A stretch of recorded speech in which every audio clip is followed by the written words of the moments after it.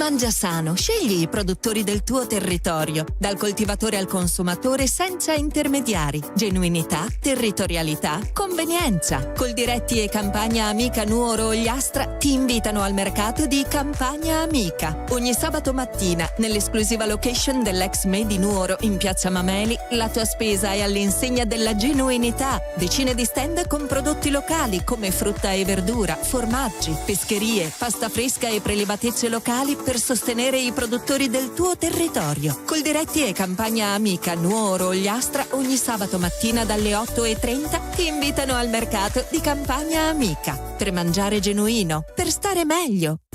Elegante, dallo stile moderno, dalle 6 del mattino, pronto ad iniziare insieme a te. Caffè Noir Cocktail Bar. Momento caffè, momento aperitivo. È sempre questione di un momento. Caffè Noir Cocktail Bar. E quando il momento ti prende per la gola, la gelateria artigianale ti soddisfa con i gusti ricercati, la cremosità e la vera frutta fresca locale. E il dopo cena? Beh, è Caffè Noir Cocktail Bar. Il tuo momento. Via Monsignor Virgilio 10 a Tortolì. Amy, cos'ha da dire sul capitolo Amy? Guardi, vado da lei perché è flessibile con gli orari. Vado da lei perché è come se lei venisse a casa mia. Vado da lei perché qualsiasi colpo di testa mi venga, lei è pronta a dirmi stai facendo una cazzata. Insomma, vado da Amy perché Amy. Amy Beauty Hair. Dal riccio al liscio o dal liscio al riccio non è un gioco di parole. Dietro c'è un'alta professionalità. Che sia colore, piega, stiraggio, permanente o ricostruzione, Amy Beauty Hair ti soddisfa senza distruggerti la testa. Preparati al meglio la tua estate. Da oggi Amy ti presenta Bronzage Expert, il nuovo trattamento abbronzante totalmente naturale composto da soli elementi vegani che in pochi minuti regala una abbronzatura naturale e luminosa. Amy Beauty Hair. Via Macomer 1, dietro Banca Intesa a Tortolì. 0782 62 36 84.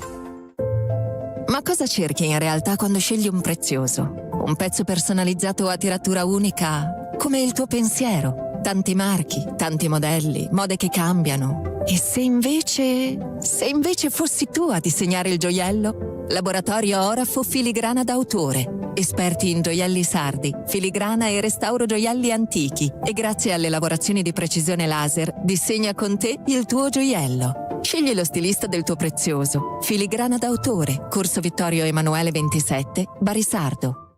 Ah, la bella stagione, il sole, il mare, le uscite di sera, quei tramonti infiniti con vista panoramica. La location perfetta? Villa Tamerici. A Porto Corallo, di fronte al mare, Villa Tamerici Restaurant e Pizza. Le specialità di pesce combinate con la ricca cantina renderanno raffinate le tue serate in una location esclusiva. E per i più esigenti, prova gli abbinamenti creativi con le emplanade di crudi di mare. Villa Tamerici Restaurant e Pizza. Raffinatezza e gusto a Porto Corallo. Dacci uno sguardo. Su Instagram e Facebook cerca Villa Tamerici. È bello sapere che c'è qualcuno che si prende cura di te. Per noi prendersi cura vuol dire ascoltarti, conoscerti, imparare a capire chi sei.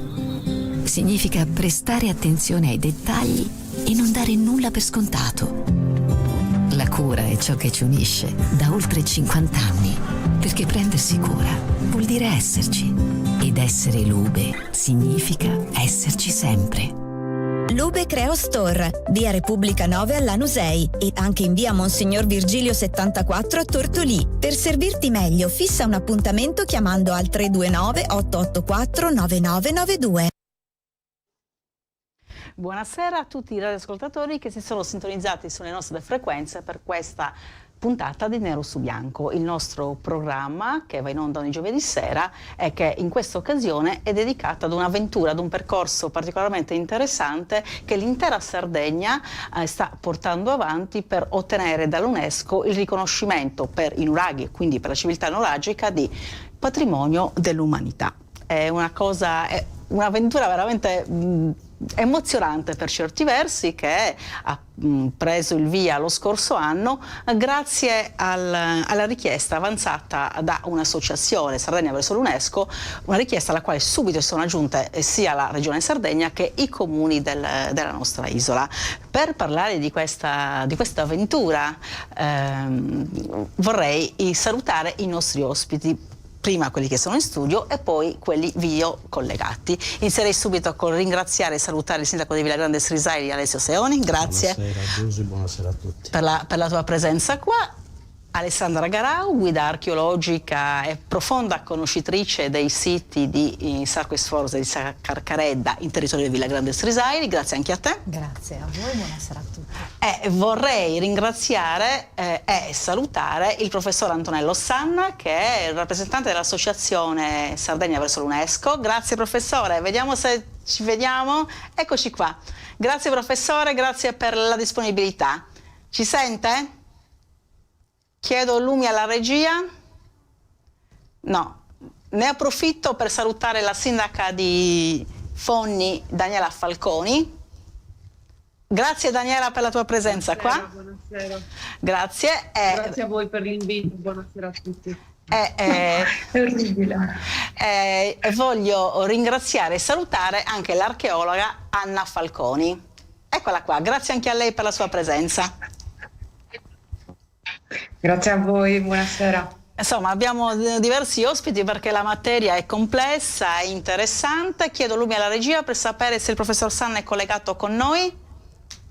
No, quindi in attesa di ripristinare il collegamento, quindi chiedere alla regia di mettersi in contatto col professore per iniziare a parlare di questa nostra avventura all'UNESCO. Ci sente, professore? Ci sente e ci vede? Chiedo lumi alla regia. Eccolo qua. Buonasera professore. Eccoci qua. Stavo dicendo, la ringrazio per la sua presenza. Vedo altoparlanti disattivati. No, ma noi la sentiamo perfettamente. Forse lei non sente noi. Forse deve attivare l'audio. Va bene, è il bello della diretta. Io in attesa che il professore si colleghi vorrei raccontarvi velocemente che cosa è successo in quest'anno.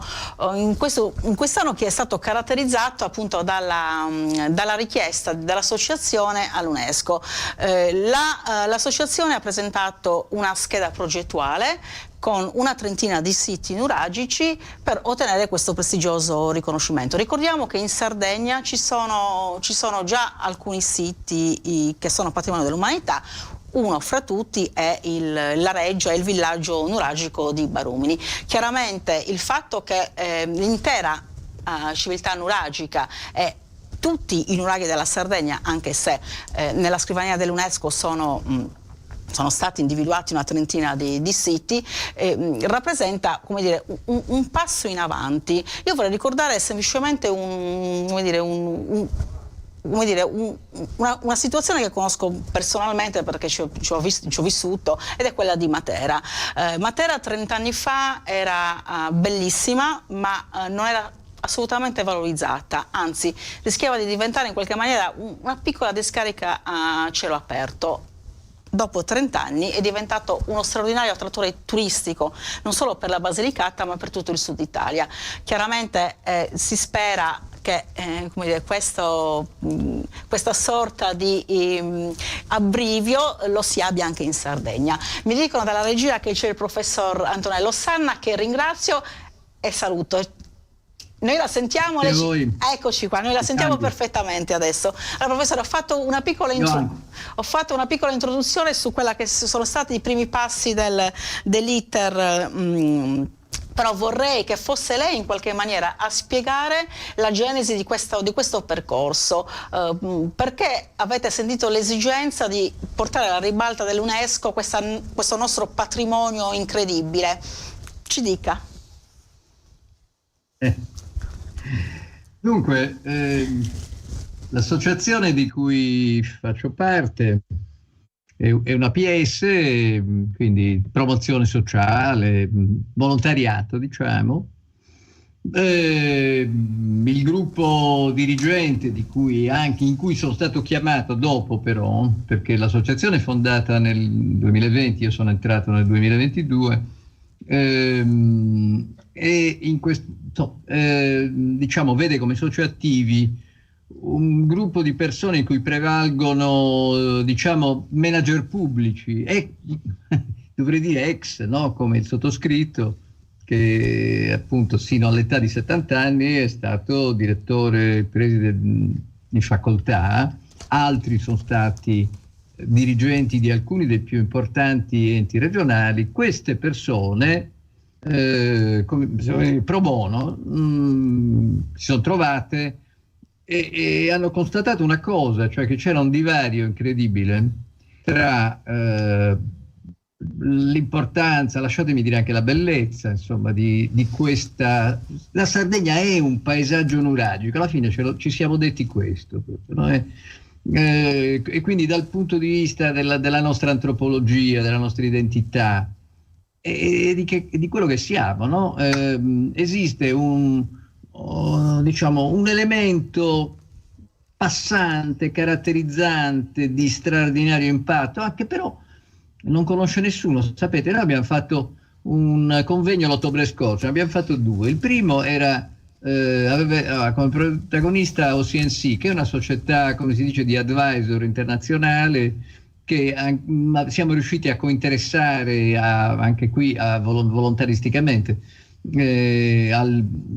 al tema nuragico, e gli abbiamo posto una domanda: può il valore della cultura nuragica essere un brand per la Sardegna e tradursi in un vantaggio per i sardi, anche economico, poi naturalmente culturale, identitario, eccetera?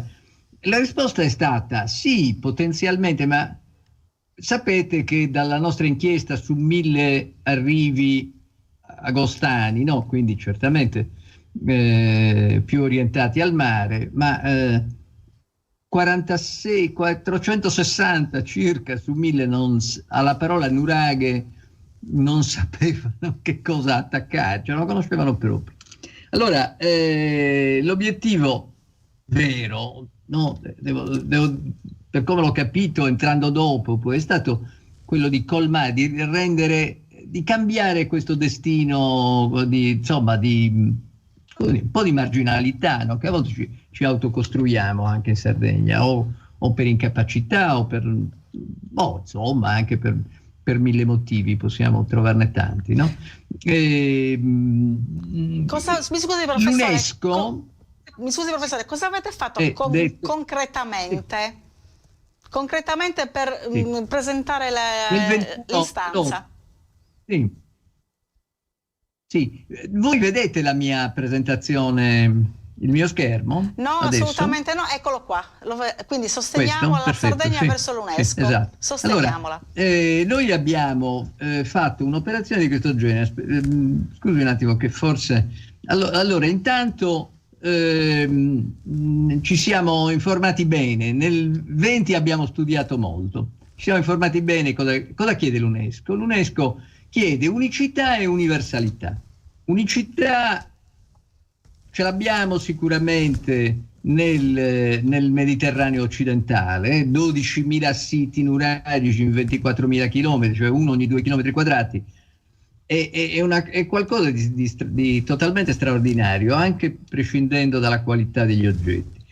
Unicità dentro la Sardegna, perché il nuragico occupa 1000 anni di storia.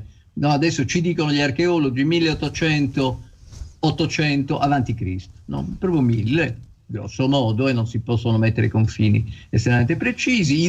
Valore identitario, che è anche un elemento di coesione per i sardi, e valore universale. Dopodiché, nel 21 noi abbiamo istituito, poi vi spiego come è fatta l'associazione, ma rispondo alla domanda. Abbiamo istituito un gruppo di partner scientifici, quelli di più alto livello che abbiamo trovato in giro, non solo in Sardegna, quindi i dipartimenti di archeologia e architettura delle 2 università, il CRENOS, che è l'istituto interuniversitario che studia l'economia, e anche i fatti di gestione, perché anche questa è una richiesta dell'UNESCO, che la gestione sia credibile, no? E che siamo conseguenti. Riteniamo che questi siano i nostri gioielli, non possiamo tenerli, no, in un bugigattolo, no? Dobbiamo no? Valorizzarli nel senso migliore possibile, naturalmente.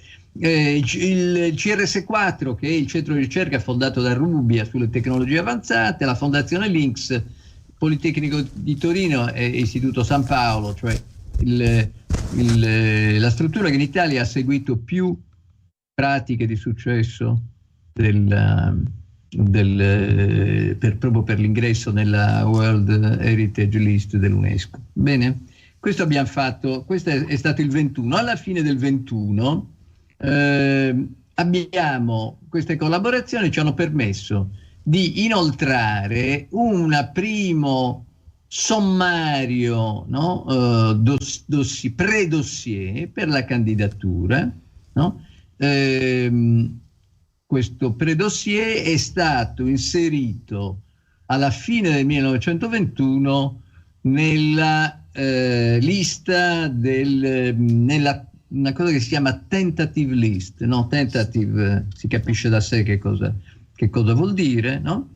Nel 23, eccolo qui, nel 23 abbiamo presentato invece un dossier preliminare per la valutazione preliminare, la traduzione esatta dall'inglese, no? Che adesso, nel 24, quasi un anno dopo, perché c'era la fila, va bene, che non si poteva scavalcare. Tra l'altro l'anno scorso ha visto il successo di un dossier che era stato presentato molto prima, sardo, e il secondo sardo, e sino adesso.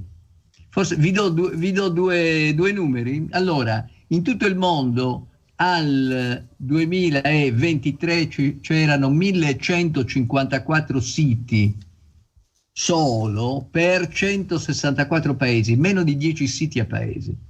Tra tutte le nazioni del mondo l'Italia è la prima perché ha 59 siti, quindi 5 volte la media. Va bene? Insomma. Questo è. Di questi 59, sto parlando di siti, monumenti, non naturalmente di cultura immateriale, perché c'è anche il canto a tenore, come sapete.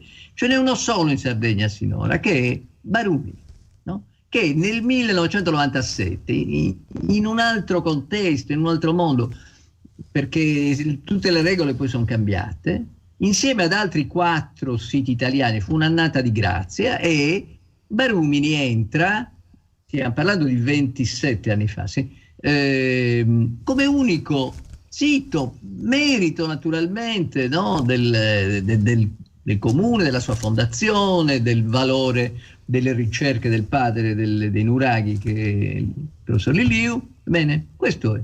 Quindi ad oggi, no, insomma, è una porta stretta quella che bisogna attraversare per arrivare. Infine, torno alla domanda iniziale. In aprile, sì, era i primi di aprile, abbiamo avuto il tanto sospirato sopralluogo del Ministero che prelude al fatto. La faccio concludere, poi ci addentriamo nello specifico. Sì. Che prelude? Bene.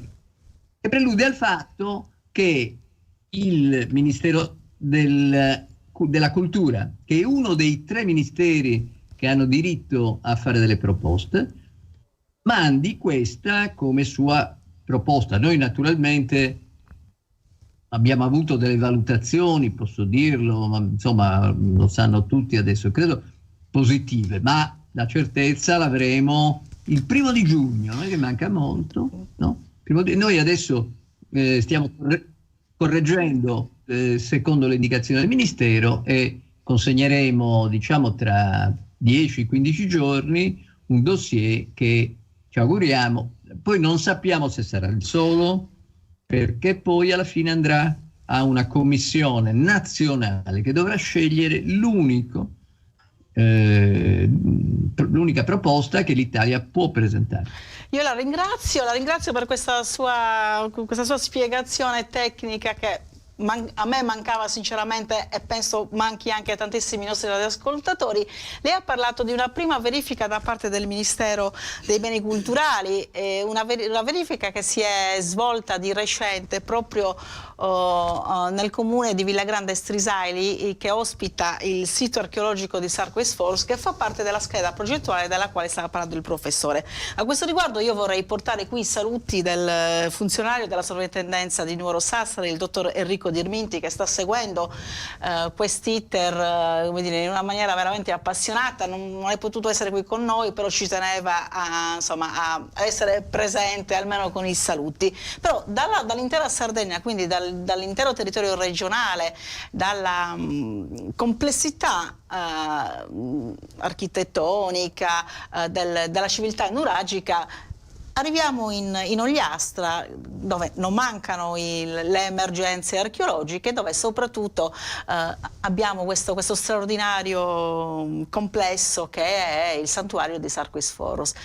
Sindaco, lei tu come hai vissuto la visita del Ministero, delle verificatrici del Ministero che sono arrivate proprio per visitare il santuario? Raccontaci un po' quando è successo e come è andata soprattutto. Successo poche settimane fa, ti assicuro. Allora, tu hai definito in apertura questa un'avventura emozionante e posso assicurarti che è davvero così. Questa visita mi ha fatto capire che era tutto vero, perché siamo finalmente entrati nel dettaglio. Prima di addentrarmi un pochino, però, se me lo consenti, vorrei ringraziare il professor Sanna, perché la civiltà nuragica, diciamo così, la conosciamo per averla studiata a scuola. Consentimi, ci puntiamo, poco e male. ma voglio arrivare lì. Consentimelo. Voglio arrivare proprio lì. Non l'abbiamo forse mai fatta nostra. Prima di parlare di tutte le buone cose che io mi aspetto da questo progetto, dei brand, dalle possibilità di sviluppo turistiche, economiche, culturali, quello che vogliamo, a mio modo di vedere, quello che ho intuito è l'enorme potenzialità che questo progetto, questo cammino, percorso ha nei nostri confronti, cioè quello di farci riappropriare, però sul serio, non a livello scolastico, ma fortemente culturale, identitario, quello che è il nostro passato. È per questo che ho seguito molto da vicino, ho partecipato con entusiasmo ai tanti incontri che l'associazione sta portando avanti. E posso assicurarti, e voglio dirlo, dottor Sanna, io ammiro veramente questo gruppo di sardi che hanno capito e che fanno da battistrada, che aprono le porte in questo percorso. Quindi quando sono arrivati i funzionari del Ministero ho detto: è vero, sta succedendo. Ho potuto osservare che sono stati molto soddisfatti, naturalmente per la bellezza, per le architetture dei luoghi. Sono stati anche molto soddisfatti della gestione, perché hanno trovato un sito di un certo tipo. Prima il professore parlava della necessità di una gestione credibile. E questa, se me lo consenti, è una mia piccola, enorme soddisfazione personale, perché proprio la gestione del sito ha messo in crisi per un periodo Sarquis Forus. Abbiamo fatto dei ragionamenti proprio per essere credibili, anche in funzione della candidatura poi all'UNESCO. È andata in parallelo l'approvazione della tentative list con una nuova tipologia di gestione completamente pubblica, in un mercato in cui generalmente questi servizi vengono esternalizzati o al massimo affidati a fondazioni pubblico-private. Noi abbiamo optato per una scelta completamente diversa, che è quella della società in house. Cioè vogliamo che il comune si occupi direttamente, con una longa manus da un punto di vista amministrativo, dei suoi beni culturali. E personalmente mi piacerebbe che fosse anche una buona prassi, perché siti così piccoli hanno bisogno del pubblico. Abbiamo avuto modo di spiegare queste cose ai funzionari del Ministero che sono venuti a trovarci. Ti assicuro che erano ammirati non solo del sito di Sarchesforros, ma venivano dal vicino territorio di Fonni e quindi hanno avuto una giornata intensa e bellissima da quello che mi hanno raccontato, e so che i risvolti sono stati molto, molto positivi. Io mi aspetto che il dossier che è in via di presentazione adesso al Ministero della Cultura abbia buon esito, e aspetto settembre, perché quella è la data in cui la Commissione nazionale per l'UNESCO dovrà esprimersi. Aspetto settembre francamente molto, molto fiducioso. Il percorso è quello giusto. Già il fatto di aver questo percorso avviato ha consentito, ad esempio, a noi, al Comune di Villagrande, di poter richiedere, ottenere, partecipare a un PNRR, €500.000 per agevolare l'accessibilità dei disabili anche in questi siti che generalmente sono messi in luoghi non facilmente raggiungibili, con tutta una serie di problemi, per dire.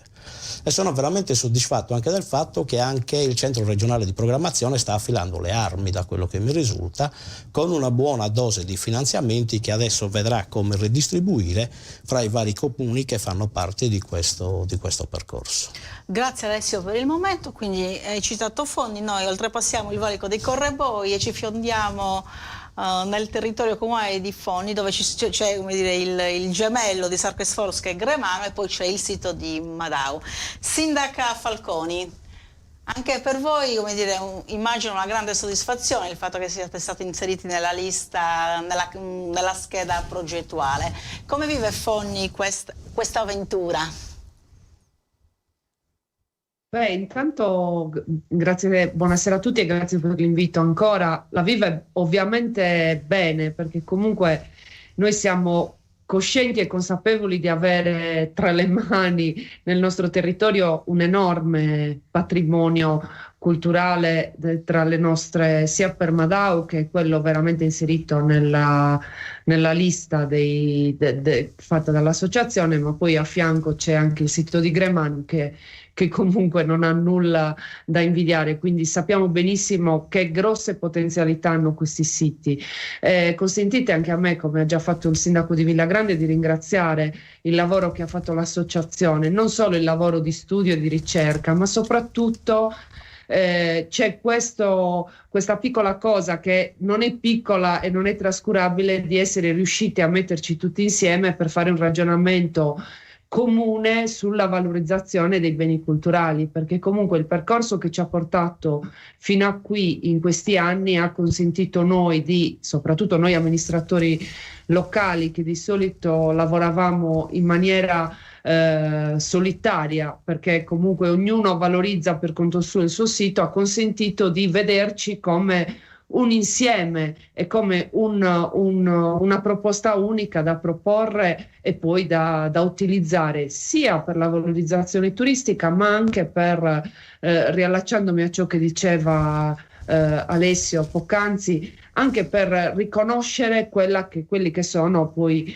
i nostri valori identitari che sono all'interno dei nostri siti. Quindi adesso parte davvero, sperando comunque dopo questa visita dell'UNESCO, che anche qui è stata davvero molto positiva, non fosse altro perché comunque si ha l'opportunità di capire come certe dinamiche si sviluppano, come poi possono essere sfruttate e sviluppate al meglio, di capire come tutto il lavoro che c'è stato negli anni passati all'interno delle amministrazioni, con un lavoro di studio che la nostra amministrazione ha fatto insieme a tutte le altre amministrazioni, come può essere fatta insieme a tutti gli altri per poi poter davvero ragionare con un progetto comune. Io sono una di quelle che dice, quando parla di montagna e quando parla di territori, che la montagna non ha confini, e la stessa cosa vale per certi monumenti culturali che abbiamo nei nostri territori. Io non non vedo problemi, ma vedo soprattutto opportunità quando un turista, un viaggiatore, ma i nostri stessi concittadini passano da Fonni a Villagrande o ai siti che ci sono vicinissimi a Orgosolo, nel Marghine. Nel giro di poche ore ci sono racchiuse tante di quelle cose che davvero non ci sono dei confini, come dire vado da Fonni a Villagrande, ma semplicemente sto facendo un percorso culturale all'interno della storia della Sardegna, e riuscire poi a vedere un futuro formando magari delle guide, avendo delle persone che poi gestiscano questi siti, un moltiplicatore, diciamo così, di opportunità anche in altri settori per le nostre comunità, fa ben sperare. Insomma, guarda. Ti sei Sì, frizzata un attimo, ma ne approfitto per sottolineare una cosa molto importante che sta emergendo nella nostra trasmissione, che da un po' di tempo in qualche maniera coinvolge sia il territorio riassino che il territorio del Nuorese, cioè il fatto che Correboi non deve essere un confine, deve essere un ponte fra due territori che devono comunque camminare insieme in nome dello sviluppo complessivo di due territori che, ripeto, sono confinanti, però ripeto, non un confine ma una porta d'accesso. Quindi mi fa piacere che tu lo ribadisca anche in altre occasioni, Daniela. Io questa cosa l'ho sempre detta e continuerò a ripeterla. Comunque lavoro per questo, voglio dire, lo sviluppo di un paese non può mai arrivare senza una crescita comune di un territorio che cammina insieme verso uno stesso obiettivo. Poi ovviamente ogni territorio ha le sue peculiarità, ogni paese ha le sue tradizioni e le sue ambizioni, ma queste non devono essere da ostacolo, ma anzi si rafforzano le une con le altre. Quindi insomma, avere questa opportunità del riconoscimento da parte dell'UNESCO penso che sia una grossa opportunità che i nostri territori devono cogliere, ringraziando davvero il lavoro di tanti volontari che si sono spesi in questi anni per fare un lavoro che è davvero importante.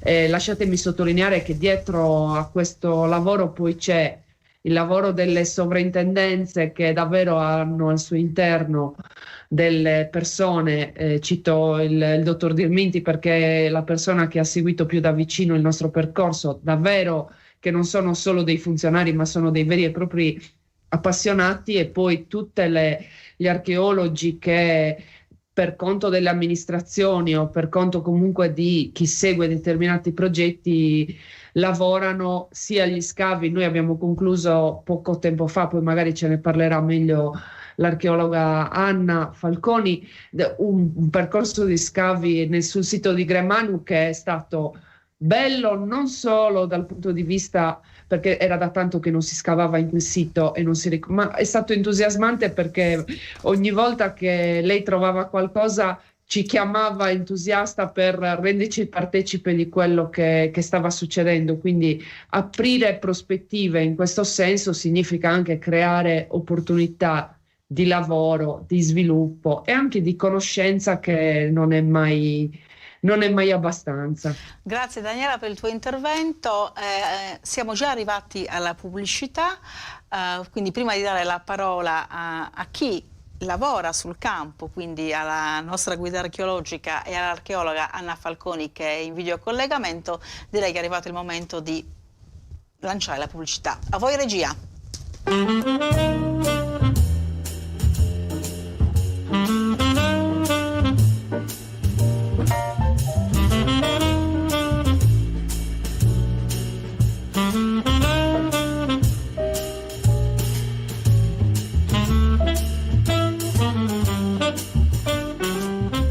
Mangia sano, scegli i produttori del tuo territorio, dal coltivatore al consumatore senza intermediari. Genuinità, territorialità, convenienza. Coldiretti e Campagna Amica Nuoro Ogliastra ti invitano al mercato di Campagna Amica. Ogni sabato mattina, nell'esclusiva location dell'ex Made di Nuoro in Piazza Mameli, la tua spesa è all'insegna della genuinità. Decine di stand con prodotti locali come frutta e verdura, formaggi, pescherie, pasta fresca e prelibatezze locali per sostenere i produttori del tuo territorio. Coldiretti e Campagna Amica Nuoro Ogliastra ogni sabato mattina dalle 8:30 ti invitano al mercato di Campagna Amica per mangiare genuino, per stare meglio.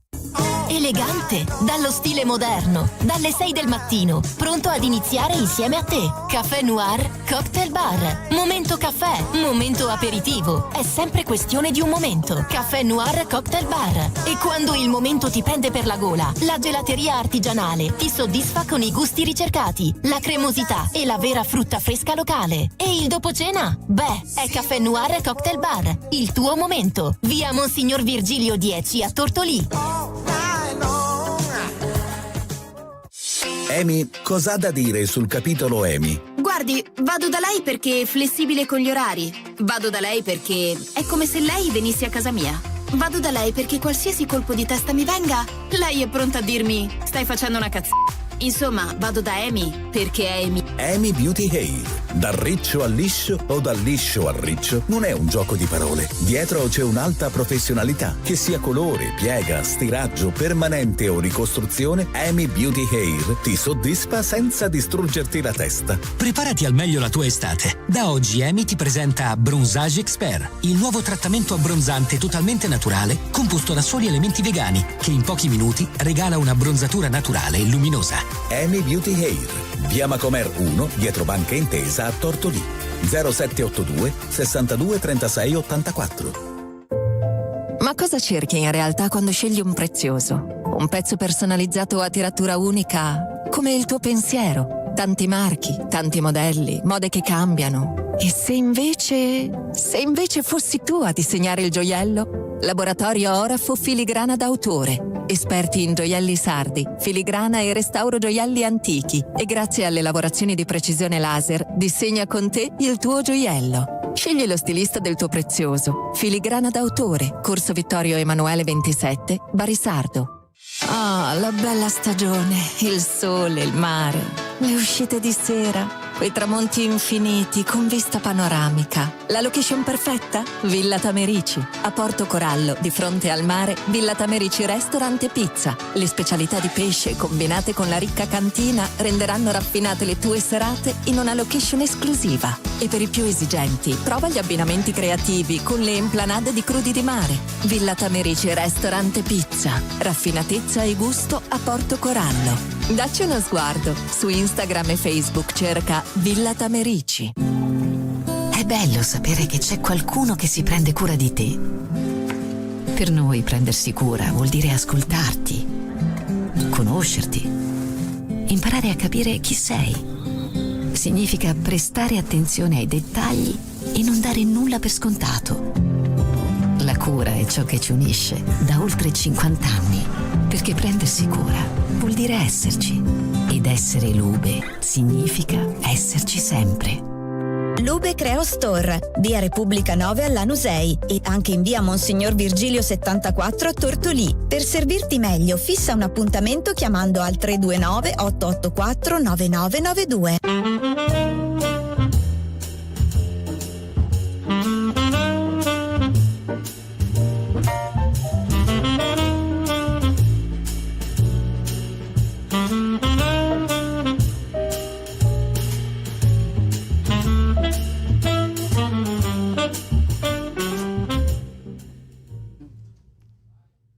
Eccoci qua, gentili radioascoltatori e gentili radioascoltatrici, siamo di nuovo in onda dai nostri studi, gli studi di Radio Stella per Nero su Bianco, una puntata dedicata alla richiesta presentata dall'Associazione Sardegna verso l'UNESCO per ottenere il prestigioso riconoscimento dei nuraghi, della civiltà nuragica nel suo complesso come patrimonio dell'umanità. Abbiamo prima affrontato l'iter, il percorso che si sta portando avanti per ottenere il riconoscimento, però adesso andiamo a conoscere i siti, cioè il cuore del progetto, che cosa sono? Noi tutti sardi conosciamo i nuraghi, ma probabilmente non abbiamo ancora afferrato la valenza, l'importanza di queste strutture che testimoniano un passato antichissimo e florido. Partiamo subito con il santuario nuragico di Sarquesforos in territorio di Villa Grande Strisaili. Abbiamo qui Alessandra Garau che ci lavora ormai da anni, lo conosce come le sue tasche. Raccontaci perché è così importante, perché è così suggestivo, è talmente importante da essere stato inserito nella scheda progettuale dell'associazione. Allora, il sito di Sarquesforos fa parte di una tipologia di siti molto particolare. Prima il professore ha accennato alla parabola storica della civiltà nuragica, che è un periodo di tempo estremamente lungo, un millennio, insomma, per intenderci, 1000 anni fa eravamo nel Medioevo, quindi in un millennio accadono tantissime cose e durante questo millennio all'inizio sono state edificate queste meravigliose torri che poi sono i nuraghi, che sono appunto oggetto di questo progetto e anche protagonisti del paesaggio sardo, perché come diceva ancora una volta il professore, il paesaggio sardo è un paesaggio nuragico. Questo è assolutamente vero, perché chiunque prenda la macchina in Sardegna e la percorre, al cambio dei paesaggi quello che non cambia è la presenza dei nuraghi, perché sono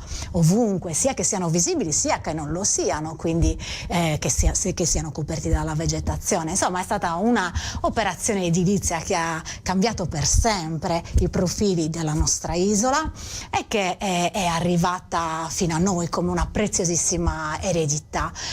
In questa appunto parabola storica i nuraghi sono i primi, insieme alle tombe di giganti, ad essere stati, come dire, edificati. I sardi hanno preso possesso dell'isola, mettendo radici paradossalmente con degli edifici che non hanno fondamenta, eppure non c'è niente di più radicato e di più radicante di un nuraghe, ed è quello che hanno voluto fare proprio costruendo queste torri. A un certo punto però naturalmente la storia della civiltà nuragica cambia, si evolve, è una storia mediterranea, quindi con le dinamiche mediterranee, anche la storia dei nuragici, della loro società, dei loro modi, anche della loro religiosità cambia profondamente. Ad un certo punto di questa storia, circa a metà, a partire dal 1200, in Sardegna accade qualcosa di assolutamente inedito, ed è proprio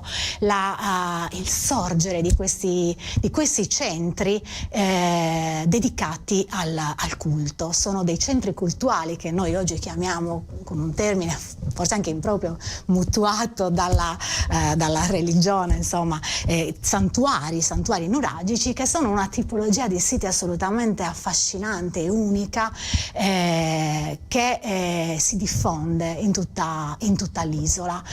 Il sito di Sarquesforos fa parte di questa tipologia di siti, e incredibilmente lo è anche quello di Sagarcaredda, nello stesso territorio di Villa Grande. A distanza di pochi chilometri ci sono 2 santuari che hanno restituito e stanno restituendo, perché il santuario di Sarquesforos è ancora oggi a livello archeologico un vero e proprio giacimento di opportunità e di informazioni a livello proprio scientifico, perché gli scavi sono ancora in corso, è un contesto protetto perché la gestione protegge il contesto archeologico, lo difende anche da situazioni che potrebbero danneggiarlo. Sì, intendevo esattamente questo. Non volevo evocare, insomma, stagioni nere con il loro nome per l'archeologia della Sardegna, e non solo, purtroppo. e di questo volevo sottolineare il fatto che siamo molto orgogliosi del nostro lavoro, sia io che naturalmente io non parlo per me stessa, parlo a nome del nostro gruppo di lavoro di Archionova. Siamo 11 persone assolutamente appassionate di quello che facciamo, perché riteniamo che sia un lavoro meraviglioso essere custodi di un contesto così bello come quello di Sargasforos, così carico di storia, di significati, di fascino, ci consente veramente di essere quotidianamente a contatto con qualcosa di meraviglioso, insomma, di eccezionale. Una domanda, ma io conosco Sargasforos per esserci andata diverse volte e ogni volta ritrovo le stesse straordinarie suggestioni. Sono stati scavati 3 tempi, se non sbaglio. Allora, i templi sono 2. Ah, sono 2, quindi non 3? Sì, sono 2. Il terzo c'è un edificio quadrangolare che all'inizio, insomma, è stato interpretato proprio per la sua forma, perché a Sargasforos sono presenti dei templi a Megaron. Questa è una cosa importantissima, perché nell'architettura religiosa della civiltà nuragica, a partire dal bronzo recente e bronzo finale, a fianco ai ben noti e celeberrimi templi a pozzo o pozzi sacri e le fonti sacre, quelle strutture dove l'acqua viene monumentalizzata con degli edifici assolutamente straordinari e appunto scenografici e monumentali come i templi e le fonti sacre, i pozzi e le fonti sacre. Ci sono anche un altro tipo di struttura che sono appunto i templi a Megaron. I primi a essere scavati sono quelli del villaggio di Serra Oriosi d'Orgali, poi un templi a Megaron ce ne sono anche a Gremanu, esiste il tempio a Megaron, e sono caratterizzati da questa bizzarrissima forma quadrata, perché nel panorama quadrangolare, nel panorama architettonico sardo nuragico, laddove il cerchio è stato eletto a forma proprio prediletta, che è stato declinato in ogni maniera possibile e immaginabile, i templi a Megaron sono invece strutture quadrangolari. Scusami, quindi questo terzo edificio che cosa che è il terzo edificio che poteva avere? Ha sicuramente una funzione artigianale, perché il santuario di Sargasforos, oltre ad essere un importantissimo santuario appunto religioso, ha una caratteristica che lo rende unico, che è quello di essere il più importante centro metallurgico della Sardegna nuragica. A Sargasforos abbiamo delle strutture che sono peculiari, addirittura c'è una bizzarrissima struttura a forma di otto che è stata interpretata come fornaci o comunque un alloggiamento per disporre delle fornaci per la estrazione del minerale dalle pietre, quindi è sicuramente un luogo dove le attività fusorie erano predominanti. E se pensiamo che gli stessi oggetti che venivano realizzati dalle officine di Sargasforos, tra cui quella presente dai forni di Sargasforos, tra cui quella presente all'interno del famoso terzo tempio a Megaron, ma non è l'unica, perché poi negli abitati, negli isolati ce ne sono anche altre di forni per la fusione dei metalli.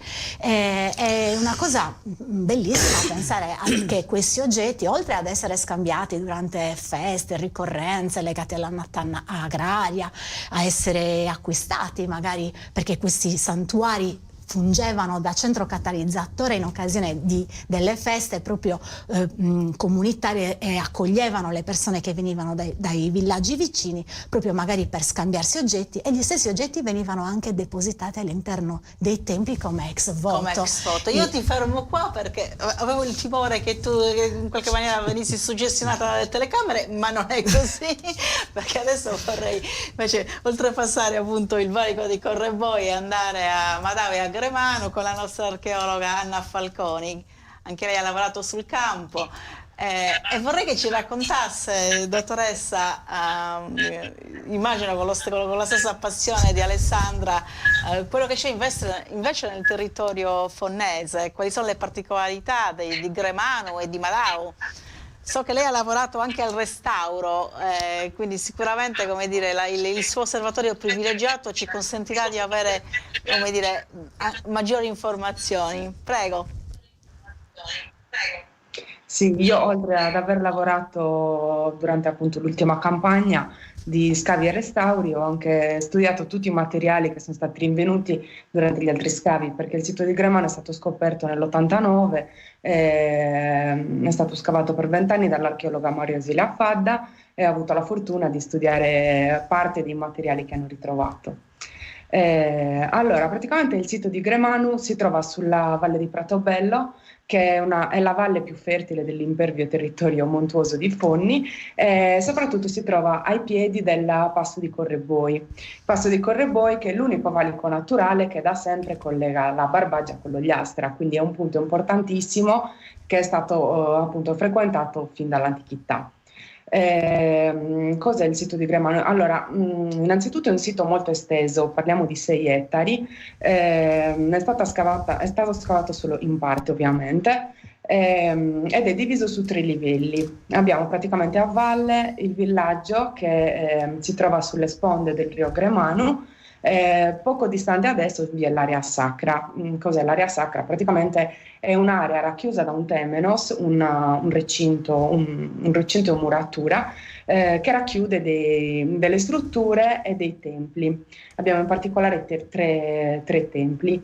Poi a monte invece a circa 200 metri è presente l'area delle fonti, quindi abbiamo 2 fonti sacre e diverse strutture collegate al culto delle acque, ed è molto importante perché da qua, dalla fonte principale, parte quello che viene definito il più antico acquedotto del Mediterraneo, perché attraverso un sistema di canalette molto elaborate l'acqua veniva captata e convogliata verso la valle, insomma. Praticamente il sito, anche Gremano come Sarcoisforros, rientra tra quelli che vengono definiti santuari federali perché non riguardano più un piccolo villaggetto, ma sono aperti ai pellegrini che transitavano, insomma, in giro per tutta la Sardegna. Parliamo la datazione appunto uguale più o meno a quella di Sarcoisforros, va dalla fine dell'età del bronzo fino al primo ferro, circa 3.000 anni fa, diciamo. È il periodo in cui i nuraghi non venivano più costruiti, però diciamo in qualche modo cambia un pochino la religione, sono sempre nuragici, però diciamo che grazie a tutti gli influssi del Mediterraneo, il periodo di transazione dove ci sono i popoli del mare in giro, arrivano gli Etruschi, insomma ci sono i Fenici, quindi grazie a tutto questo movimento del Mediterraneo cambiano anche le abitudini, gli usi e i costumi e anche la religione in Sardegna. Quindi cosa succedeva in questi santuari federali? Appunto, come diceva prima la collega, arrivano i pellegrini che portano in dono a questi santuari gli ex voto. Questi ex voto che venivano poi fissati all'interno di grandi lastre di pietra attraverso delle colate di piombo all'interno di fori, diciamo. Sono sicuramente qualcosa di sacro, probabilmente lo stesso rituale, lo stesso gesto di fissare questi ex voto, che potevano essere bronzetti, navicelle. Allora questo è quello che in realtà ci rimane, però chissà cos'altro c'era, è che gli oggetti in bronzo comunque sono rimasti fino ai nostri giorni e non li possiamo vedere, però sicuramente c'era tutto un mondo che veniva portato in queste aree che fungevano appunto avevano un ruolo catalizzatore, come diceva prima, e probabilmente tutto questo faceva parte di alcuni rituali. Noi a Gremano abbiamo un tempio in particolare dove sono state rinvenute tantissime scorie, per esempio di piombo, che era il materiale utilizzato per fissare questi ex voto. ed è un tempio molto importante perché tra l'altro presenta delle caratteristiche uniche in Sardegna. È diviso all'interno da questo grande muro che era tuttora composto da rocce che non abbiamo in zona, quindi venivano portate da molto lontano. Parliamo del calcare, della trachite, del basalto. Nel territorio di Fondi abbiamo solo granito e scisto. Questo muro comunque doveva avere un effetto cromatico molto importante, perché abbiamo il rosa della trachite, il nero del basalto, il bianco del calcare, soprattutto era molto rifinito anche come lavorazione, aveva delle decorazioni, c'erano delle testine di ariete, dei motivi a zig-zag, ed era coronato con delle spade votive in alto.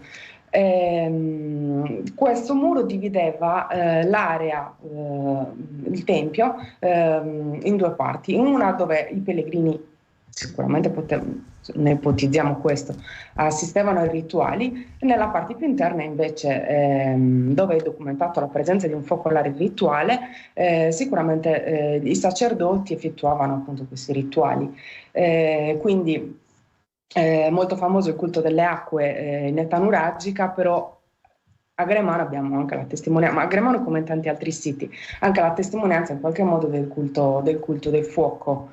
Anche a Gremano abbiamo un tempio a Megaron, lo stesso, questi templi dalla forma rettangolare che cambiano un po' l'idea, cioè il modo di fare dei nuragici. Anche qua abbiamo un muro divisorio e delle tracce di fuoco che erano in qualche modo, sembrano separati rispetto all'area dove venivano praticati i rituali legati all'acqua, che è quella appunto a monte, dove abbiamo le fonti, abbiamo una grande vasca perfettamente impermeabilizzata, anche quella riccamente decorata. Insomma, si tratta di santuari molto importanti dove la religione, cioè il culto si sente, insomma. Chiarissimo, no? Quindi insomma, mi sento di poter dire che fossero veramente due santuari gemelli, tutto sommato a poca distanza l'uno dall'altro. Grazie alla dottoressa Anna Falconi per il momento. Io vorrei tornare un attimino invece sull'introduzione del professor Sanna, perché ha parlato appunto dell'indagine, dello studio che, fatto da questa società di advisor, che in qualche maniera ipotizzava una ricaduta economica importantissima per la Sardegna intera, addirittura stimando l'aumento del PIL della nostra regione, un aumento pari a 1 miliardo di euro. È una cosa veramente, insomma, sono delle cifre siderali. Prima di tornare col professor Sanna, io vorrei però dare la parola alla regia, perché la nostra Federica Melis ha intervistato un operatore turistico e appassionato di storia della Sardegna, che ha qualcosa da dire rispetto appunto a queste prospettive economiche che arriverebbero dalla dichiarazione dell'UNESCO del nostro patrimonio nuragico come appunto patrimonio dell'umanità. A voi regia. Siamo con Rocco Meloni, presidente del Consorzio Turistico Sardegna Costa Est. Rocco, lei cosa pensa sulla il possibile riconoscimento da parte dell'UNESCO dei nuraghi come patrimonio dell'umanità? Si pensa a un possibile ritorno economico, un marchio Sardegna, un ritorno anche per l'Ogliastra. Lei cosa pensa? Beh, sarebbe una gran bella opportunità, se si riuscisse a farlo sarebbe una cosa molto positiva. Per primo, per la Sardegna in se stessa, prima ancora degli aspetti delle ricadute economiche, perché è una regione che ha una storia importante, la storia poi del periodo nuragico, periodo dei grandi regni. Noi eravamo presenti e navigavamo, che ne dicano chi vuole essere detrattore di questa politica, con gli egiziani, con i fenici, con gli ittiti, con i micenei, con i cretesi, e quindi il riconoscimento questa grande cultura che ha prodotto. Ci sono rimasti 8.000 nuraghi, ma ce n'erano di sicuro molti di più, perché abbiamo riciclato purtroppo anche le pietre. È una cosa che la Sardegna merita in assoluto. Il secondo elemento è che a noi, oltre a ristabilirci un po' di orgoglio regionale, ci dà delle opportunità notevoli sul piano turistico, perché noi, a differenza del regime nazionale, noi siamo zona di turismo balneare, la gente viene per il mare e non perché lo abbiamo valorizzato noi, perché il buon Dio ce l'ha dato così come ce l'ha dato e godiamo di una risorsa naturale, quindi non è merito nostro. Mentre invece il turismo a livello nazionale è prevalentemente turismo culturale delle città d'arte. La gente viene in Italia per la cultura e le città d'arte, quindi sembrerebbe che noi oltre il mare cultura non ne abbiamo. Noi invece abbiamo una grande cultura, soprattutto dal punto di vista archeologico, abbiamo un patrimonio immenso. Se noi lo recuperiamo, noi potremmo allungare la stagione o creare anche noi finalmente un flusso importante di turismo culturale, che sarebbe un turismo archeologico. Sarebbe un turismo notevole perché è da bassa stagione, riequilibra il territorio perché consente di andare anche a visitare all'interno, dove i nuraghi migliori probabilmente sono all'interno, e quindi ridarebbe un equilibrio particolare al territorio che sarebbe notevole. Chiaramente questa è una linea di tendenza, una visione strategica, perché dal punto di vista strettamente operativo necessita di una strategia diversa da parte della regione, perché oggi come oggi, se davvero per uno schiocco di dita, per una magia, ci arrivassero il doppio dei turisti o anche un terzo in più di turisti rispetto a quelli che vengono per il balneare, o vengono tutti davvero in bassa stagione o noi non abbiamo posti letto per accoglierli. Quindi noi dobbiamo prepararci per un'accoglienza di questo genere, rendendo i nuraghe visitabili, ben curati, con il metaverso, rendendoli ospitali, perché io non dimenticherò mai da turista, quando sono andato a Roma alla Domus Aurea di Nerone, scusate, quando ho visto con i binocoli multimediali, ho rivisto, ho visitato, sono rimasto affascinato. Quindi poter dire siediti e visita un nuraghe così come era è solo multiverso, è solo tecnologia ormai a portata di mano di tutti. Visita Sant'Antine, visita Barumini, visita Serbissi, visita il Tortolì, ma visito il nuraghe, visito la realtà, lo vedo vivo. Quindi o ci attrezziamo in questo senso o resteremo marginali come siamo rimasti fino adesso. Grazie alla nostra Federica Melis per questa video intervista che è stata suddivisa in due parti, per cui avremo modo di vedere anche la seconda parte. Io, prima di dare la parola al professor Sanna per chiedergli qual è lo stato dell'arte di quest'iter, di questa nostra avventura, devo necessariamente dare il secondo blocco pubblicitario, per cui parola alla regia, a voi pubblicità.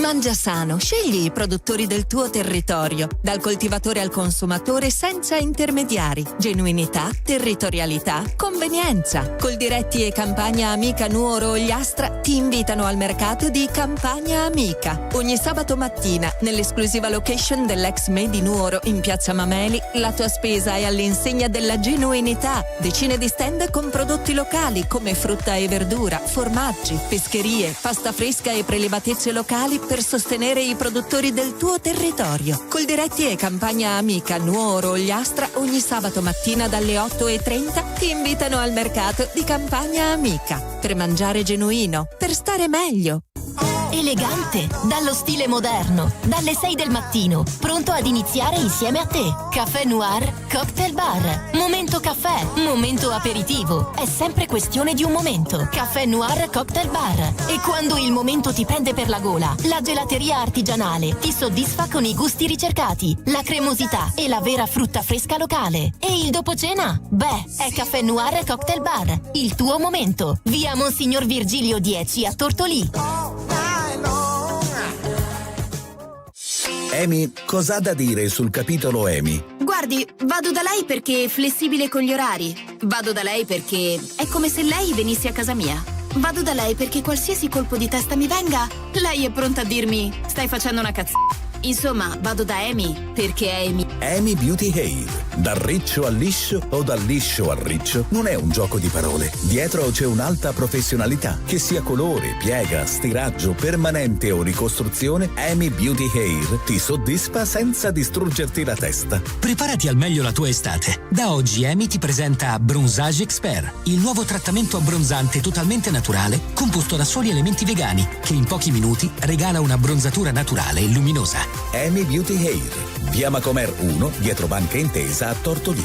0782 62 36 84. Ma cosa cerchi in realtà quando scegli un prezioso? Un pezzo personalizzato a tiratura unica come il tuo pensiero? Tanti marchi, tanti modelli, mode che cambiano. E se invece fossi tu a disegnare il gioiello? Laboratorio Orafo Filigrana d'autore. Esperti in gioielli sardi, filigrana e restauro gioielli antichi. E grazie alle lavorazioni di precisione laser, disegna con te il tuo gioiello. Scegli lo stilista del tuo prezioso. Filigrana d'autore, Corso Vittorio Emanuele 27, Barisardo.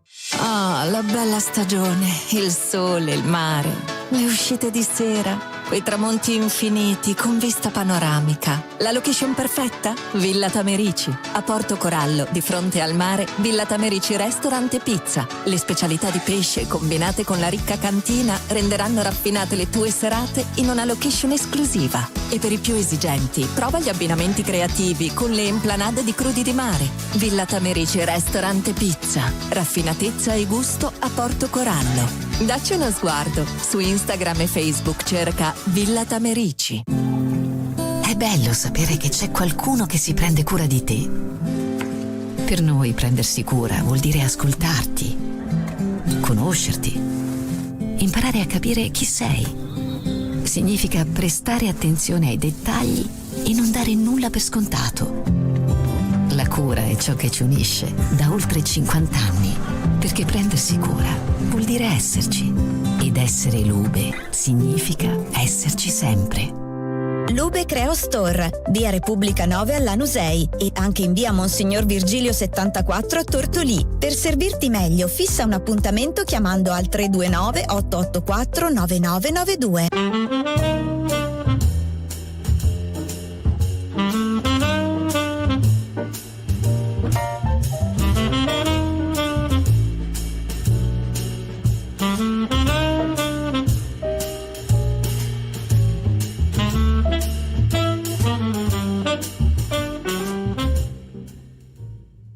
Eccoci, siamo di nuovo in onda dai nostri studi Radio Stella, Nero su Bianco, dedicato ai nuraghi, patrimonio dell'umanità per conto dell'UNESCO. Professor Antonello Sanna dell'Associazione Sardegna verso l'UNESCO, le farei una domanda a bruciapelo adesso, ma a che punto è l'iter? Sono arrivate queste due funzionari, le due verificatrici, adesso mi sto un po' impampinando, che fanno parte del segretariato generale del Ministero per i beni culturali. Avete avuto qualche informazione, qualche riscontro? È stato detto qualche cosa? Possiamo capirne di più? Lei vuole uno scoop? Sì, certo. Come giustamente non a caso no. Allora, una cosa vi posso dire.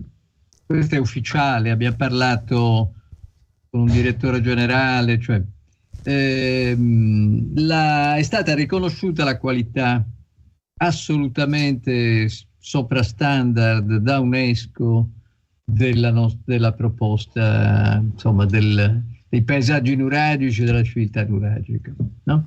Questo è un grande passo in avanti. Adesso però ragioniamo sul momentino, sul domani più o meno prossimo. Allora, prendiamo l'esempio delle Domus. Le Domus sono partite nel 2018, quindi 2 anni prima di noi. Sono arrivate col 24 a essere accettate, no, come proposta finale italiana per il 24, che adesso segue l'iter UNESCO. Prima viene valutata, come saremo valutati noi, dall'organismo a cui l'UNESCO delega la valutazione tecnica, che dura un anno, si chiama ICOMOS, questo dura un anno. Poi con tutte le altre procedure, non meno di altri 2 anni ci vorranno. Quindi stiamo parlando del fatto che i domus partiti dal 2018 diventeranno patrimonio dell'umanità, saranno nell'Heritage List, se tutto va bene, nel 26-27, quindi stiamo parlando di 8 anni come minimo. Noi siamo partiti nel 2020, adesso ci stiamo affacciando alla designazione italiana, ma non ce l'abbiamo ancora in tasca. Siamo abbastanza tranquilli sul fatto che ci sarà, ma che ci sia quest'anno subito in sequenza con le domus, diciamo, sarebbe un bel colpo, no? Allora, ma se anche noi arrivassimo con la stessa tempistica nel 2028 a essere iscritti nell'Heritage List, questo sarebbe un insuccesso? Dal nostro punto di vista, faccio osservare una cosa, no? La conduttrice richiamava quel meraviglioso sito che Matera. Allora, i Sassi di Matera sono patrimonio dell'umanità, quindi sono inseriti, sono uno dei 59 siti italiani dagli anni 90. Bene, per dirla come dicono i ragazzi, non se le filava nessuno, malgrado questo. Non ha aggiunto nessuno, che poi il grande successo che appunto lei citava della candidatura come città della cultura italiana, cosa che accadeva nel 2014, molti anni dopo. La designazione è arrivata nel 2018. Allora, dunque, qui io conto sul fatto che i racconti sull'archeologia l'hanno fatte bravissime colleghe. Io non sono un archeologo, non l'avrei saputo fare con la stessa precisione, certamente. Quindi salto la dimostrazione del valore, ne siamo tutti convinti. Non meno, forse anche più, ringrazio i sindaci, no, che hanno, insomma, testimoniato più di quanto non avrei potuto fare io, che sono parte in causa, il fatto che c'è stato, no, naturalmente basato su quello che già la società sarda e le istituzioni sarde di base avevano maturato, e le comunità, eccetera, c'è stato e ancora si prospetta maggiormente proprio un salto di scala, nel senso che riuscire, pensate, a fare 377 atti consiliari di protocollo d'intesa in altrettanti comuni, cioè tutti i comuni della Sardegna, malgrado solo 32, no? Pensate in Sardegna, no? Quanto siamo abituati a considerare che la fortuna del vicino è la nostra sfortuna, eppure non si è ancora levata una volta. Immagino non possono non esserci dubbi, perplessità, eccetera, da parte degli altri 340, quanto fa? 345, no? Comuni, ma c'è fiducia, e c'è fiducia perché, guardate, se mettete, ve lo racconto anche a voce, ma se me lo mettete a schermo, lei, la conduttrice, mi chiedeva quali prodotti può vantare, insomma, che cosa ha fatto in concreto l'associazione. L'associazione sicuramente è depositato, sta lì e sta per essere giudicato, forse positivamente, ha fatto quello che doveva fare per l'UNESCO, un dossier, va bene? Ma ha fatto qualcosa di più, perché se voi andaste, la vedete? No, professore, non la vediamo perché penso che lei debba riabilitare il suo schermo. Mi dicono dalla regia che dovrebbe riabilitare il suo schermo, che è scomparso, sì, ecco, esattamente. Va bene, ci provo, ma è ancora attivo. Però adesso vediamo. Ecco qui, cambia schermata, forse, no? Altrimenti può illustrarcelo a voce. Guardate. Non so se ne facciamo a meno, facciamo a meno. Mi credete per fede, tanto ve l'ho mandato. Certo. Allora, come i sindaci sanno, certamente, l'associazione con un documento propositivo, no? Che serviva esattamente a garantire lo standard UNESCO dell'infrastrutturazione, accessibilità, strutture museali, strutture di servizio a ciascuno dei 32 siti. Per l'insieme dei 32 siti ha spuntato una cifra relativamente piccola sul bilancio regionale, ma enorme rispetto a quello che siamo abituati ad avere di investimenti su queste cose, che è pari a 33 milioni e mezzo. Sapete benissimo, immagino, no? Sapete meglio di noi, che la finanziaria del 2023 ha fatto questo stanziamento. Ad agosto c'è stata la delibera, diciamo, attuativa, no? E adesso sempre queste strutture che hanno lavorato con noi stanno continuando a lavorare per coordinare questa cosa, ma quelli sono soldi dei 32 comuni, capite? Naturalmente bisognerà accettare che non siano distribuiti in maniera uguale, perché ci sono tra disuguali, è giusto, cioè nel senso che in situazioni diversissime, in alcune manca persino una strada di accesso e quella faremo, no? In altre c'è un museo, un pseudo museo cadente, no? Penso a Santo Antide, no? Strutture da centinaia di metri quadri che non sono mai entrate in funzione, ma così anche Serri e altre ce ne sono, no? Quelle si investirà per riaprire queste cose, ma è solo un inizio, perché se fosse così, se ci fermassimo là, avremmo quasi fallito, no? Mi scusi, professore, per parafrasare qualcuno, l'importante è parlarne. L'importante è che si parli. E fare anche. Parlarne e fare.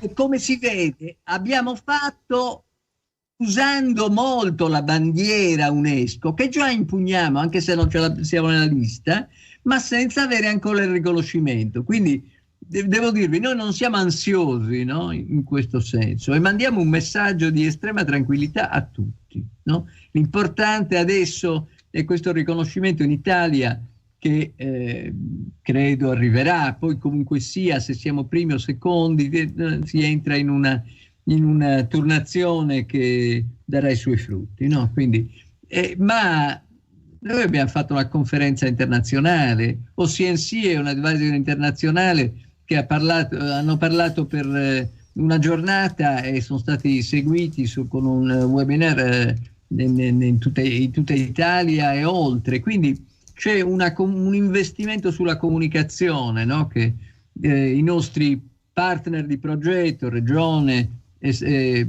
Fondazione di Sardegna, ci consentono, con una larghezza, per me che ero abituata alle ristrettezze universitarie, inusuale, quindi possiamo veramente raggiungere finalmente. E ultima cosa, fare rete, e farlo anche con mezzi tecnologici, cioè abbiamo una parte di questi progetti che il centro di programmazione ha finanziato. Professore, mi scusi, la devo fermare perché il tempo è tiranno, stiamo già arrivando quasi a sforare il tempo a nostra disposizione, anche perché abbiamo da chiudere gli altri interventi. Io chiederei al sindaco di Villagrande quali prospettive si aprono sulla base del ragionamento del professor Sanna. Quali prospettive non si aprono? Se ne aprono talmente tante che è qualcosa davvero di inedito e di insolito in Sardegna. Io torno su questo punto. Già la bandiera dell'UNESCO, diciamo così, attira attenzione, ma da come abbiamo appena ascoltato, immaginate già le risorse stanziate dalla Regione Sardegna. Immaginate l'attenzione che sta mettendo sul PNRR per alcuni di questi siti. L'attenzione dello Stato che ci sarà, perché c'è un qualcosa in movimento e quindi lo Stato sarà più attento attraverso i suoi ministeri sui siti. Sta già accadendo. È un tipo di turismo diverso quello culturale. Ribadisco ciò che dicevo prima. Riappropriamocene noi della nostra cultura, perché ci consentirà di comprendere ciò che abbiamo in mano, ci porterà a valorizzare ci porterà a cercare sviluppo. Naturalmente non lo faremo da soli dal punto di vista dei siti archeologici, perché ha utilizzato una parola adesso il professore, fare rete. I siti archeologici faranno di più e meglio rete con il paesaggio sardo. Pensa al santuario di Sarcasforros, è a metà strada lì tra il lago del Flumendosa e il Gennargentu, vicinissimo anche con Sagarcaredda, vicino alle piscine naturali di Baumela. Pensa agli operatori turistici che potranno offrire servizi. Pensa a quando ogni singolo sito si collegherà con gli altri. La vicinanza Sarcasforros Gremano, Sarcasforros Selene, Sortale su Monte e gli altri siti gestiti dall'Ogliastra. Di fronte a una prospettiva di questo genere non c'è davvero campo che non si possa esplorare. È stato molto ben detto prima, è una delle cose che può veramente fare in modo che la destagionalizzazione non sia una parola vuota. È uno dei pochissimi settori, oltre quello delle sagre, delle fiere autunnali, primaverili. Questo può essere veramente l'alternativa seria al mare, o comunque aiutare. Grazie Alessio. Daniela Falconi, la stessa domanda la rivolgo a te. Quali praterie sconfinate si aprono grazie a questa straordinaria avventura? Io credo una cosa, che da quello che è un po' la sintesi di questa trasmissione di stasera, per cui ti ringrazio perché è davvero importante parlarne. Abbiamo capito, ma lo sapevamo già e ce lo siamo ribadito a vicenda, che la cultura e la conoscenza sono uno dei più grandi moltiplicatori di sviluppo, e questa cosa prima ce ne rendiamo conto anzitutto tra di noi, poi lo possiamo fare e riportare anche alle nostre comunità. Io credo che non possano esistere delle comunità che vivano di turismo se prima non sono delle comunità che stanno bene, che sono felici e che sono consapevoli di ciò che hanno tra le mani. Io non sono una di quelle che penso che il turismo salverà le nostre comunità dallo spopolamento, ma il turismo in comunità dove si lavora per crescere, si investe su quello che è il proprio patrimonio, il turismo è una conseguenza quasi naturale. Le comunità che comunque vivono bene, che hanno tutti i servizi, che allo stesso tempo, a discapito del cognome, con Anna non siamo parenti, ma investono su quei giovani che hanno sacrificato il loro studio nella conoscenza anche di quelle che sono la forza del nostro patrimonio, e poi lo vogliono reinvestire nel proprio paese, nel proprio territorio.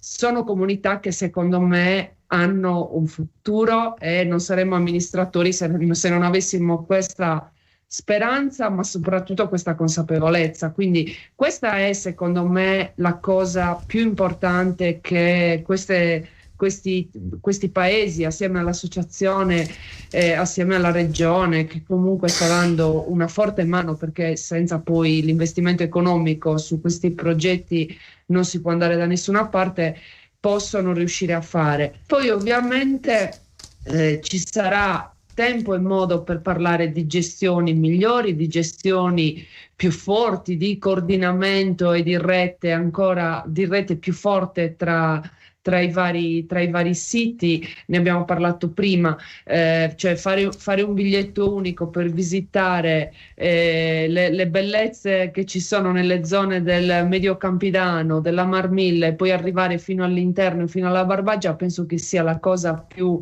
interessante da proporre ai viaggiatori, sia quelli che ci raggiungono in estate, ma anche quelli che preferiscono magari questo periodo, che secondo me è il periodo più bello per visitare la montagna e per visitare comunque i territori dell'interno, perché scoppiano di verde, scoppiano di infiorescenze e sono bellissimi da tutti i punti di vista, sia ambientale, paesaggistico e anche poi culturale, se ci si vuole soffermare ad ammirare i siti archeologici. Quindi diciamo che le opportunità sono veramente tante, perché poi dietro queste cose ci sono un rilancio di tutte le attività tradizionali dei nostri territori, penso all'agropastorizia e anche comunque alle produzioni tipiche, quindi a tutte quelle attività, al piccolo commercio, all'artigianato, a tutte quelle attività che ruotano intorno alla vita dei nostri paesi. Quindi la cultura come moltiplicatore di opportunità, questo penso che sia uno dei messaggi più belli che noi come amministratori e noi come territori possiamo lanciare comunque anche ai paesi che magari ancora non si rendono conto di quello che stiamo facendo e che sta succedendo e che potrebbe succedere nei prossimi, speriamo in un immediato futuro. Grazie Daniela Falconi. Io rivolgerei due velocissime domande con velocissime risposte, perché veramente siamo ormai giunti agli sgoccioli. Inizierei con Anna Falconi. Dottoressa Falconi, la sindaca di Fonni parlava di investimenti, ma chiaramente io mi riferisco anche agli investimenti per le campagne di scavo. Quanto c'è ancora da scavare a Madauè e a Gremanu, secondo lei? C'è tantissimo ancora da scavare, da scoprire. 2 anni fa abbiamo, grazie a un piccolo finanziamento e anche alla collaborazione dell'azienda Forestas, abbiamo ripulito dalle sterpaglie l'area del villaggio che non è mai stata oggetto di scavo archeologico. Sono venute fuori tantissime cose, ci sono tantissime strutture che non sembrano delle semplici capanne di villaggio, perché ho trovato una struttura rettangolare lunga circa 10 metri che probabilmente non era ad uso abitativo, quindi sarebbe molto bello scoprire la vera funzione di questa struttura, ma come quella ce n'erano tante altre. Essendo un'area così vasta, parliamo di 6 ettari, c'è tantissimo.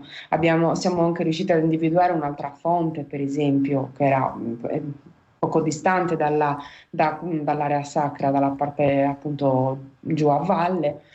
Insomma, c'è tanto da scavare ancora. No, lei sorride, leggo, vedo che i suoi occhi brillano anche se la vedo da lontano, e poi soprattutto vedo Alessandra Carau che qui annuisce, dice sì è vero, ma vi capita di ospitare, di far visitare il vostro sito a visitatori che magari hanno fatto la sosta a Gremanu? Allora, per noi è assolutamente inevitabile citare Gremanu, proprio perché tu hai usato la parola siti gemelli, abbiamo parlato di paesaggio, ecco, Sarchesforros e Gremanu sono la prova provata di come la geografia determini la storia in questo caso, no?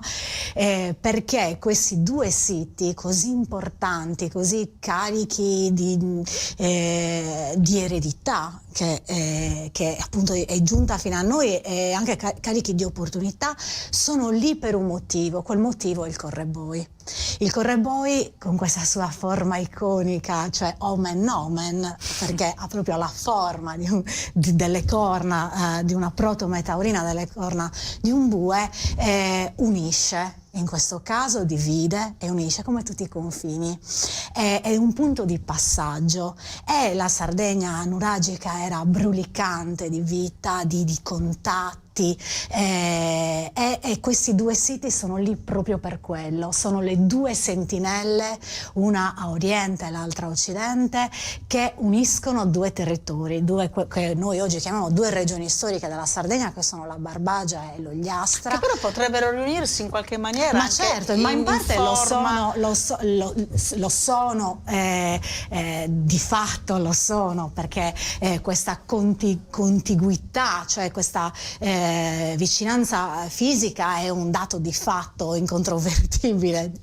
e poi lo sono anche nella contemporaneità, anche nel nostro lavoro sono unite, per esempio, da un bellissimo progetto a cui noi abbiamo aderito nel 2021, che è promosso dalla Camera di Commercio di Nuoro, che è il distretto culturale del Nuorese, a cui siamo entrati insieme ai colleghi che gestiscono il sito di Sardegna Lanusei insieme nel 2022, e siamo orgogliosissimi di farne parte, perché alla fine è proprio un filo, sono 2 territori che sono legati inscindibilmente da millenni, oserei dire, e quindi siamo felicissimi di poter ospitare i visitatori che vengono da noi, di proporre una bellissima iniziativa del distretto culturale, che è quella del passaporto, che permette, con proprio un supporto fisico, un vero e proprio passaporto tascabile, che è presentato all'interno dei numerosissimi siti di questa realtà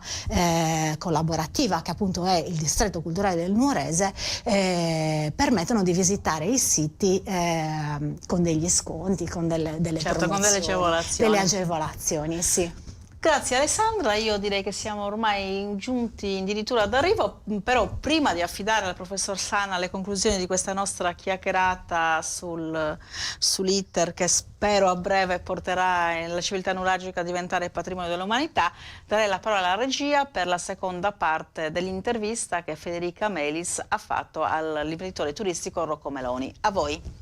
Noi abbiamo, come lei ha appena detto, un patrimonio archeologico immenso. Non sappiamo raccontarlo, non sappiamo comunicarlo.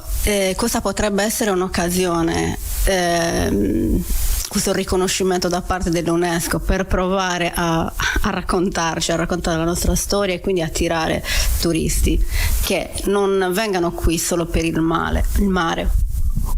Questa è una bella domanda e mi affascina, perché io questo problema me lo sono sentito, me lo sono posto come sardo e come operatore turistico. Quando capita che ho modo di parlare con i turisti che vengono nel mio albergo, questi sono ferocemente curiosi della storia sarda, vogliono sapere come vive. Quando parlo di codice barbaricino, davvero, ma ce lo racconti, fanno domande, sono curiosi di tutto. Io sono talmente convinto che nel mio piccolo mi sono preso la briga di scrivere 3 romanzi storici, perché ho ritenuto, tanto ho fatto una ricerca, io ho visto che non ce ne sono, con piglio storico, quindi con 8 pagine di bibliografia accuratissima. Quindi mi sono detto, se non troviamo canali, mezzi per raccontarcela fra noi la storia della Sardegna, ma con serietà, così come era, probabilmente non riusciamo a valorizzarla. Quindi io nel mio piccolo ho scritto 3 romanzi, ma poi ho fatto un altro passaggio che non mi è andato bene, ma indicare quando è secondo me il punto di vista. Io ho anche un'agenzia di formazione professionale e quando escono i bandi dell'assessorato alla cultura, quelli della cinematografia, mi sono candidato perché finanziassero la scenografia, la sceneggiatura di uno dei romanzi, per poter poi tentare di farlo diventare un filmato e attraverso il filmato creare diffusione della cultura del mondo antico sardo, perché oggi lo strumento è o arrivi con gli strumenti di massa, quindi con lo scritto e con il video, con i documenti multimediali, o altrimenti non entri nel grande circuito. Noi abbiamo bisogno di raccontarci bene e questi strumenti sono strumenti che vanno enfatizzati. Prima però dobbiamo imparare a conoscerla noi, secondo a esserne orgogliosi, terzo a mettere elementi migliori, e ne abbiamo, in ottica per dire: ora raccontatela la Sardegna, perché se la sappiamo raccontare così come l'abbiamo, i turisti ne restano affascinati. I primi inefficienti siamo noi, spetta a noi. Per cui a me il mio sogno sarebbe che si facessero, potessi trovare in televisione saghe sul periodo nuragico come vedo quelle dei vichinghi, raccontate, reinventate, ricostruite. Sarebbe una cosa affascinante, la gente vorrebbe vedere. Andiamo in Sardegna, questa è la terra dei nuraghi, 8000 nuraghi, un tempo in cui questi navigavano e incontravano, erano la guardia personale di Ramses II, perché gli Shardana erano la guardia personale di Ramses II. Se si va a vedere la stele si ritrova che Ramses in alto, centrale, con l'arco teso che combatte con gli altri. Sotto di lui ci sono i bronzetti sardi, i guerrieri con il scudo tondo, le corna, la spada triangolare, e poi ai lati invece i guerrieri egiziani con lo scudo ovale e la kepesh, la spada. Quindi il faraone attorno a sé aveva guerrieri nuragici, guerrieri Shardana. Questa è la nostra storia, di questa io sono orgoglioso. Questo mi piacerebbe, quindi di chi si fidava Ramses II? Dei sardi. Noi eravamo i guerrieri, quelli dal cuore impavido, come li descrive là. Ecco, questa è la parte che a me piacerebbe trasmettere ai turisti.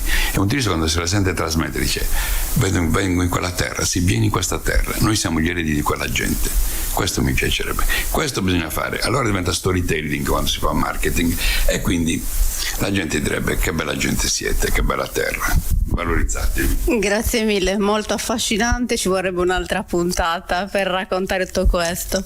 Per questo volentieri, perché sono cose che secondo me sono importanti, ma poi affascinano. Qualunque sardo orgoglioso resterebbe affascinante, però l'invito è: studiate la storia della Sardegna. Assolutamente, grazie Rocco. Grazie a te. Eccoci qua, dopo questa interessante digressione sullo storytelling siamo veramente arrivati alla fine, abbiamo anzi abbondantemente sforato cosa che abbiamo fatto con estremo piacere. Professor Sanna, a lei veramente, come dire, il compito di sintetizzare questa nostra chiacchierata prima dei saluti finali. Prego.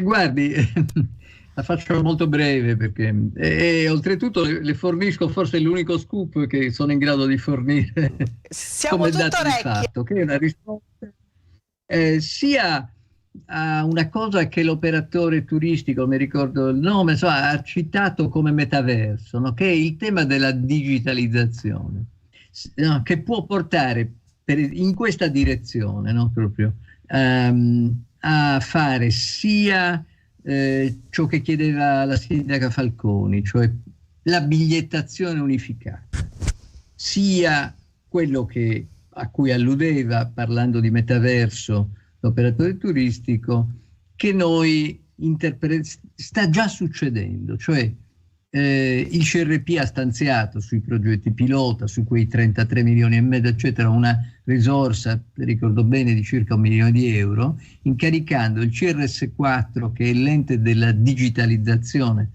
no? Ma un ente scientificamente e professionalmente molto attrezzato, e il CRENOS, che è la struttura che deve costruire il contesto economico e di rete, no? tra tutti i 32 centri e poi anche per tutti gli altri 377, li ha incaricati esattamente di definire un prototipo operativo.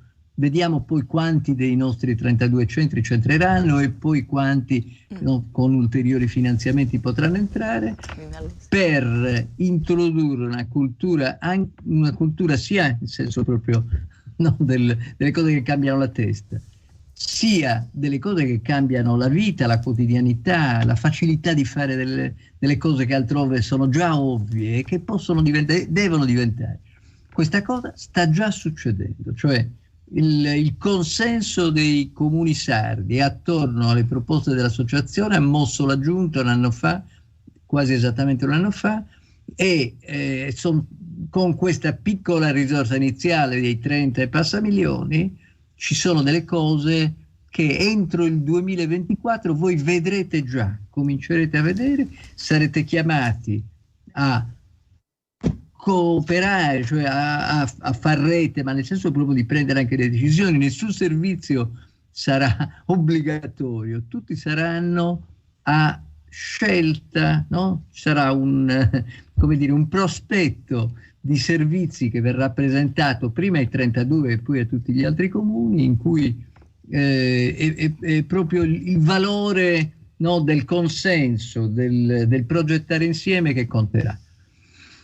Diciamo dall'ispirazione che appunto sindaci, archeologi e operatori economici ci hanno presentato, a primi fatti che noi pensiamo che saranno più convincenti di qualunque discorso abbiamo fatto sino adesso, vedere le cose succedere, no? Che è il problema spesso della Sardegna, no? Grandi idee e poi insufficiente per variissimi motivi, capacità di concretizzare queste idee. Va bene, professore. Va bene. Noi abbiamo finito qua. I nuraghi per noi, no? Non i nuraghi come una mitologia, no? Che va benissimo, bisogna costruire anche quelle, le narrazioni. Le gamification, no, i giochi, la famosa mitopoiesi di memoria ellenica, mettiamola in questi termini, insomma, ci sono stati miti fondativi della civiltà greca, anche noi potremmo raccontare il nostro mito fondativo, non sarebbe male, anche perché poi di solito i miti affondano in qualcosa che è avvenuto concretamente. Scusate questa digressione ulteriore. Professore, io la ringrazio per la disponibilità, speriamo di vederci a breve, magari l'anno prossimo, per festeggiare e brindare per la dichiarazione dei nostri nuraghi come patrimonio universale dell'umanità. Ringrazio la sindaca di Fonni, Daniela Falconi. Grazie Daniela per essere stata qui con noi. Grazie a te, a voi.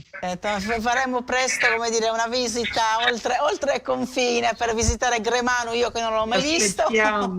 Ringrazio la dottoressa Anna Falconi, archeologa, grazie anche a lei per la sua disponibilità e per averci spiegato in maniera così circostanziata il sito di Gremano. Grazie ancora.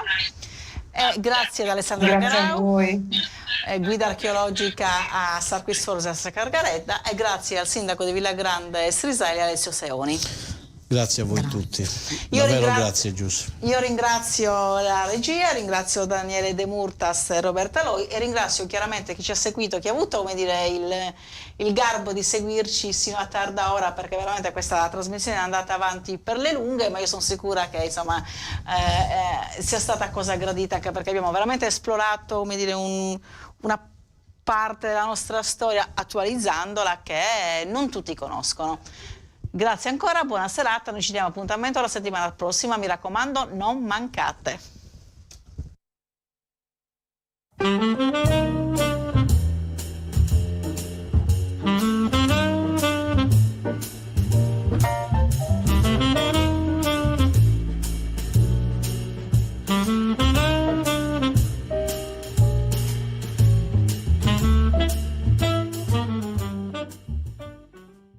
Mangia sano, scegli i produttori del tuo territorio, dal coltivatore al consumatore senza intermediari. Genuinità, territorialità, convenienza. Coldiretti e Campagna Amica Nuoro Ogliastra ti invitano al mercato di Campagna Amica. Ogni sabato mattina, nell'esclusiva location dell'ex Made in Nuoro in Piazza Mameli, la tua spesa è all'insegna della genuinità. Decine di stand con prodotti locali come frutta e verdura, formaggi, pescherie, pasta fresca e prelibatezze locali per sostenere i produttori del tuo territorio. Coldiretti e Campagna Amica Nuoro Ogliastra ogni sabato mattina dalle 8:30 ti invitano al mercato di Campagna Amica per mangiare genuino, per stare meglio.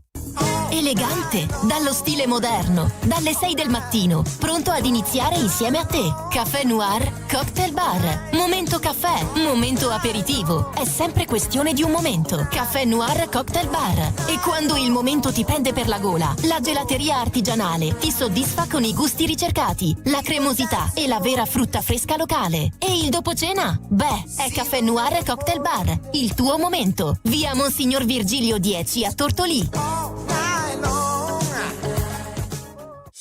EMI, cos'ha da dire sul capitolo EMI? Guardi, vado da lei perché è flessibile con gli orari. Vado da lei perché è come se lei venisse a casa mia. Vado da lei perché qualsiasi colpo di testa mi venga, lei è pronta a dirmi stai facendo una cazzata. Insomma, vado da Amy perché Amy. EMI Beauty Hair. Dal riccio al liscio o dal liscio al riccio non è un gioco di parole. Dietro c'è un'alta professionalità. Che sia colore, piega, stiraggio, permanente o ricostruzione, EMI Beauty Hair ti soddisfa senza distruggerti la testa. Preparati al meglio la tua estate. Da oggi EMI ti presenta Bronzage Expert, il nuovo trattamento abbronzante totalmente naturale composto da soli elementi vegani che in pochi minuti regala una abbronzatura naturale e luminosa. EMI Beauty Hair, via Macomer 1, dietro Banca Intesa a Tortolì, 0782 62 36 84. Ma cosa cerchi in realtà quando scegli un prezioso? Un pezzo personalizzato a tiratura unica, come il tuo pensiero. Tanti marchi, tanti modelli, mode che cambiano. E se invece fossi tu a disegnare il gioiello? Laboratorio Orafo Filigrana d'autore. Esperti in gioielli sardi, filigrana e restauro gioielli antichi. E grazie alle lavorazioni di precisione laser, disegna con te il tuo gioiello. Scegli lo stilista del tuo prezioso. Filigrana d'autore, Corso Vittorio Emanuele 27, Barisardo. Ah, la bella stagione, il sole, il mare, le uscite di sera, quei tramonti infiniti con vista panoramica. La location perfetta? Villa Tamerici. A Porto Corallo, di fronte al mare, Villa Tamerici Restaurant e Pizza. Le specialità di pesce combinate con la ricca cantina renderanno raffinate le tue serate in una location esclusiva. E per i più esigenti, prova gli abbinamenti creativi con le emplanade di crudi di mare. Villa Tamerici Restaurant e Pizza. Raffinatezza e gusto a Porto Corallo. Dacci uno sguardo. Su Instagram e Facebook cerca Villa Tamerici. È bello sapere che c'è qualcuno che si prende cura di te. Per noi prendersi cura vuol dire ascoltarti, conoscerti imparare a capire chi sei. Significa prestare attenzione ai dettagli e non dare nulla per scontato. La cura è ciò che ci unisce da oltre 50 anni, perché prendersi cura vuol dire esserci. Ed essere Lube significa esserci sempre. Lube Creo Store, via Repubblica 9 a Lanusei e anche in via Monsignor Virgilio 74 a Tortolì. Per servirti meglio, fissa un appuntamento chiamando al 329 884